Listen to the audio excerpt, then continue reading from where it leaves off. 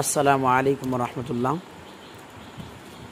আমাদের মাদ্রাসার ছাত্রদেরকে আজকে আমরা পুরস্কৃত করলাম। আলহামদুলিল্লাহ। পুরস্কৃত এই জন্য করলাম যে মাদ্রাসার যে পরীক্ষা হয়ে থাকে বিভিন্ন 3টা পরীক্ষা, তো এই পরীক্ষাগুলোতে যারা প্রথম স্থান এবং দ্বিতীয় স্থান এবং তৃতীয় স্থান অধিকার করেছেন তাদেরকে আমরা পুরস্কার দিলাম,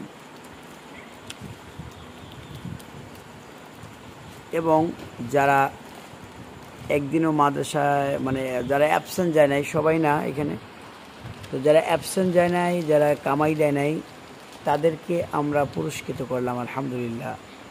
তো আপনারা দোয়া করবেন যেন আমরা প্রতি পরীক্ষাই নয়, শুধু যেন মাসিক যে পরীক্ষা রয়েছে আমাদের, তো মাসিক পরীক্ষার পরেও যেন আমরা এদেরকে এভাবে পুরস্কৃত করতে পারি। এজন্য দোয়া করবেন। এতে করে কী লাভ হবে? এতে করে এরা লেখাপড়ার প্রতি অনেক আকৃষ্ট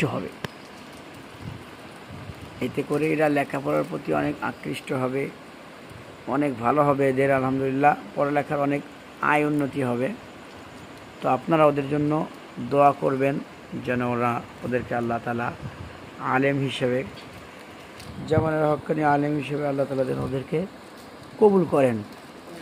তো দেখুন, আমরা যে পুরস্কারগুলো দিয়েছি, এই পুরস্কারগুলো কিন্তু সব ইসলামিক নিদর্শন। দেখুন আপনারা, এটা ইসলামিক নিদর্শন, আয়াতুল কুরসি। আপনার ঘরে থাকলে অনেক ভালো হবে ইনশাল্লাহ। এটা সূরাতুল ইয়াসিন, দেখতে পাচ্ছেন। এটা আল্লাহ তাআলার 99টি নাম, আসমাউল হুসনা। ওইটাও ইসলামিক ভালো সুন্দর একটা নিদর্শন। এইটা সূরা ইয়াসিন।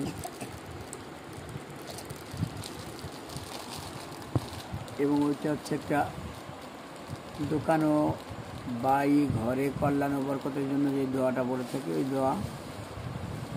এরপরে এদের দুজনের হাতে দেখতে পাচ্ছেন অনেক সুন্দর 2টা মক্কা, আর এর হাতে দেখতে পাচ্ছেন, এই যে ভাই কারে খোঁজেন, উনি ওই মক্তবে।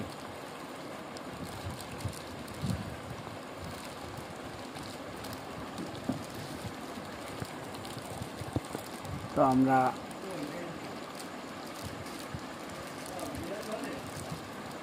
জি ভাই, মিনাবাড়ি নিয়ে দিই।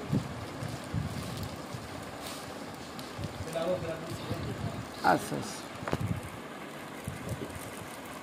ওর মসজিদ বেতন না জমার বাইরে দেবো না, মজা করলাম।